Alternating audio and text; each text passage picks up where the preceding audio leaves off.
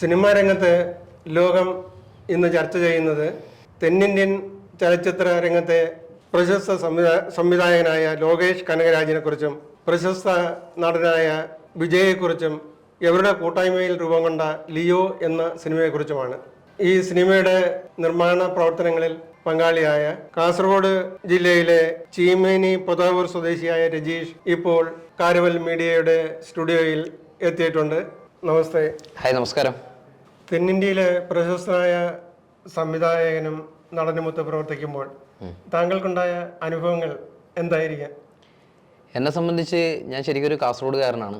ഏകദേശം ഒരു 15 വർഷമായിട്ട് മലയാളം തമിഴ് ഫിലിം ഇൻഡസ്ട്രിയിൽ വർക്ക് ചെയ്യുന്ന ഒരാളാണ്. അപ്പോൾ എന്നെ സംബന്ധിച്ച് എൻ്റെ ജീവിതത്തിലെ ഏറ്റവും നല്ലൊരു വഴിത്തിരിവാണ് ഈ ലിയോ എന്ന് പറഞ്ഞ സിനിമ. എന്താ വെച്ച് കഴിഞ്ഞാൽ ഞാൻ ഏറ്റവും ആരാധിക്കുന്ന ഒരു സൂപ്പർ ഹീറോ വിജയ് എന്ന് പറഞ്ഞിട്ട്, എന്താ വെച്ചാൽ ലോകത്ത് തന്നെ ഏറ്റവും കൂടുതൽ ആരാധകരുള്ളൊരു താരം.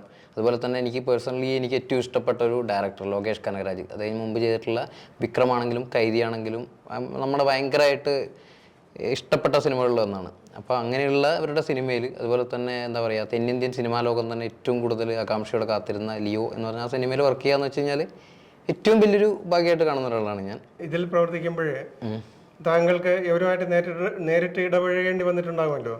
അപ്പോഴേ അവരിൽ നിന്നുണ്ടായിട്ടുള്ള ഓർക്കാവുന്ന ഓർമ്മയിൽ നിൽക്കുന്ന അനുഭവങ്ങൾ? ഉറപ്പായിട്ടും ഒരുപാട് അനുഭവങ്ങളുണ്ട്. കാരണം എന്ന് വെച്ച് കഴിഞ്ഞാൽ നമ്മൾ ഇവിടെ ലാലേട്ടനെയും മമ്മൂക്കയും ഇവരൊക്കെ ഭയങ്കരമായിട്ട് കണ്ടുകൊണ്ടിരിക്കുന്ന ആൾക്കാരാണ്. ഒരുപാട് മലയാള സിനിമകൾ വർക്ക് ചെയ്യുമ്പോൾ അപ്രതീക്ഷിതമായിട്ട് ഇങ്ങനെ ഒരു സിനിമയിലേക്ക് പോകുമ്പോൾ ഉണ്ടാവുന്ന എക്സ്പീരിയൻസ് എന്ന് ഒരുപാട് സാധനങ്ങൾ പറയാനുണ്ട്. അതിൽ ഏറ്റവും എടുത്തു പറയേണ്ടത് വിജയ് സാറിനെ കുറിച്ചാണ്. എന്താ വെച്ച് കഴിഞ്ഞാൽ എത്രയോ ആൾക്കാർ അദ്ദേഹത്തിനെ ഒന്ന് കണ്ടിരുന്നെങ്കിൽ, ഒന്ന് ദൂരത്തുനിന്ന് കണ്ടിരുന്നെങ്കിൽ എന്നൊക്കെ പറയുന്ന ഒരുപാട് ആൾക്കാരുണ്ട്. അത്രയും ഫാൻസ് ഉണ്ട് അദ്ദേഹത്തിൻ്റെ കൂടെ വർക്ക് ചെയ്യുമ്പോൾ. എന്ന് വെച്ചാൽ അത്രയും സിമ്പിളായിട്ടുള്ളൊരു മനുഷ്യൻ. എന്താ പറഞ്ഞാൽ ഇന്നിപ്പം തമിഴ്നാടിനെ തന്നെ വിലക്ക് വാങ്ങാനുള്ള ആസ്തിയുണ്ട്. അതുപോലെ തന്നെ വലിയൊരു മഹാനായ ഡയറക്ടറുടെ മകനാണ്. പിന്നെ അതുപോലെ തന്നെ രാഷ്ട്രീയം അങ്ങനെ കാര്യങ്ങളിലൊക്കെ സജീവമായിട്ട് ഇടപഴകുന്ന ഒരാൾ ആ ഒരു സിനിമാ സെറ്റിലേക്ക് വന്നു കഴിഞ്ഞാൽ അയാൾ സാധാരണക്കാരൻ, ഇപ്പം ഞാൻ ചേട്ടനൊക്കെ ഇരിക്കുന്നത് പോലെ തന്നെ സാധാരണക്കാരനായിട്ട് നിൽക്കും.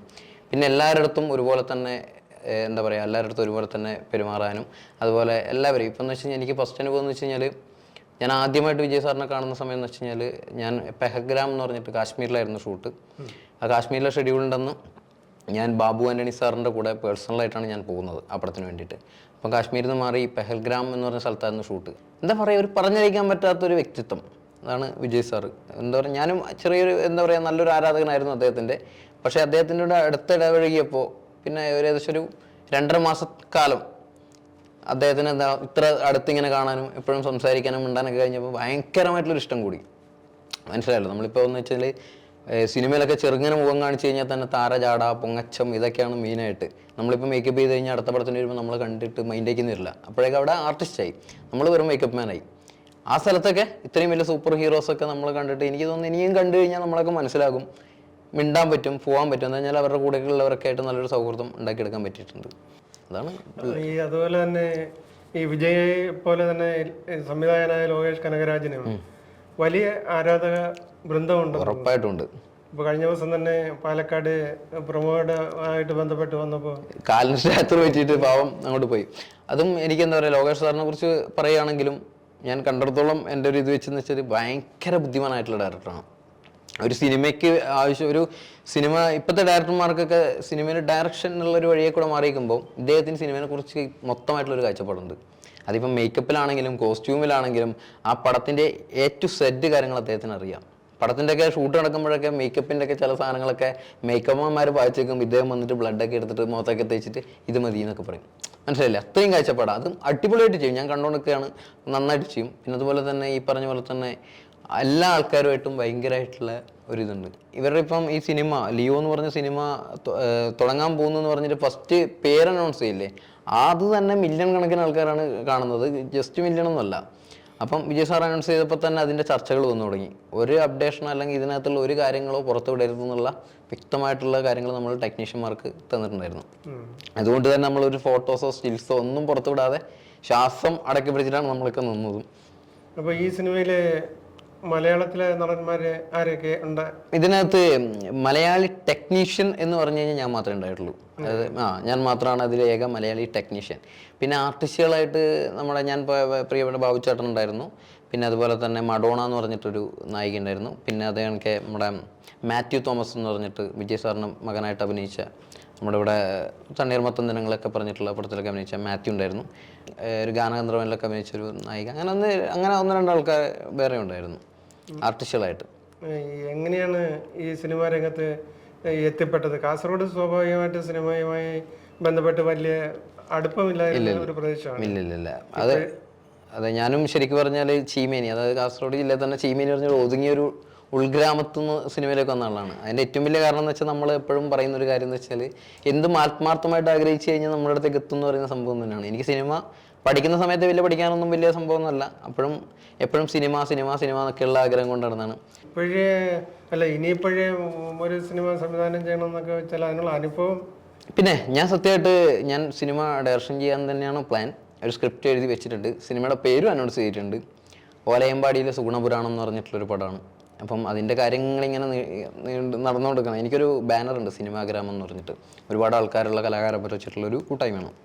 അപ്പോൾ അതിൻ്റെ ബാക്ക്ഗ്രൗണ്ടിലൊരു സിനിമ ചെയ്യുക എന്നുള്ളതാണ് എൻ്റെ ലക്ഷ്യം. അപ്പോൾ ഇങ്ങനെ കഥ പറച്ചിലും കാര്യങ്ങളൊക്കെ ആയിട്ട് ഇങ്ങനെ ഒരു വഴിക്ക് കൂടെ നടക്കുന്നു.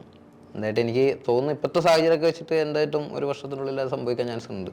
ആർട്ടിസ്റ്റുകളോടൊക്കെയാണ് കഥ പറഞ്ഞ് അവർക്ക് ഇഷ്ടപ്പെട്ടിട്ട് വരുന്നതാണ്. താങ്കളൊരു മിമിക്രി കലാകാരനായിരുന്നു എന്ന് നേരത്തെ സൂചിപ്പിച്ചല്ലോ. അപ്പോൾ ഞങ്ങളുടെ പ്രേക്ഷകർക്ക് വേണ്ടി ഒന്ന് രണ്ട് ആയിട്ട് കാണിക്കാൻ. മിമിക്രി എന്ന് വെച്ചാൽ ഞാൻ സത്യം പറഞ്ഞ ഒരു എന്തായിട്ട് അത് വിട്ടിട്ട് തന്നെ ഏകദേശം ഒരു 10 വർഷത്തിന് മുകളിലായി. പിന്നെ അപ്രതീക്ഷിതമായിട്ട് ചെയ്യുന്നതെന്ന് വെച്ച് കഴിഞ്ഞാൽ ഞാൻ ആ സമയത്ത് ഏറ്റവും കൂടുതൽ പണ്ട് ചെയ്തുകൊണ്ടിരുന്ന ഒരു സംഭവം എന്ന് വെച്ചാൽ പൃഥ്വിരാജായിരുന്നു. അത് രാജചേട്ടൻ വന്ന സമയത്ത്, ആ സമയത്തൊക്കെ ഞാൻ രാജചേട്ടൻ്റെ മുമ്പ് തന്നെ 2-3 പ്രാവശ്യം ഞാനിത് ചെയ്തിട്ടുണ്ട്. ചങ്ങനാശ്ശേരിക്കാരൻ മത്തയച്ചെന്ന മാളെ ചന്ദ്രിയെ എന്നതാണ് നീ കരുതിയത്?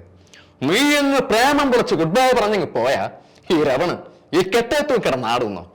അത് പണ്ട് ഞാൻ അറിയാതെ ഒരു തെറ്റ് ചെയ്തു, അതിന് മാപ്പ് പറയാൻ ഞാൻ തയ്യാറാണ്, എത്ര വട്ടം വേണമെങ്കിലും.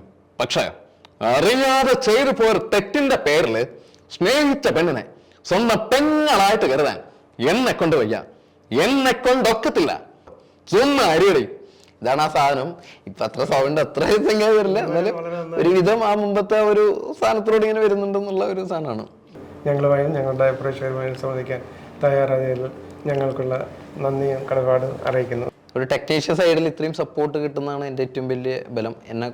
എന്നെ പോലുള്ള ഒരുപാട് ആൾക്കാരുണ്ട് സിനിമയുടെ പുറകിൽ പ്രവർത്തിക്കുന്നത്, ആരും അറിയാത്ത ഒരുപാട് ആൾക്കാരുണ്ട്. അവരൊക്കെ ഇങ്ങനെ മുമ്പോട്ട് വരണം. അതിനും ഇങ്ങനെ ഒരു അവസരം തന്ന ഈ ചാനലിനും എൻ്റെ വലിയൊരു നന്ദി അറിയിക്കുന്നു. രസകരമായ വെബ് സീരീസുകളും വാർത്തകളും കാണാൻ ഇഷ്ടപ്പെടുന്നവരാണോ നിങ്ങൾ? എങ്കിൽ caravel media YouTube channel subscribe ചെയ്യൂ.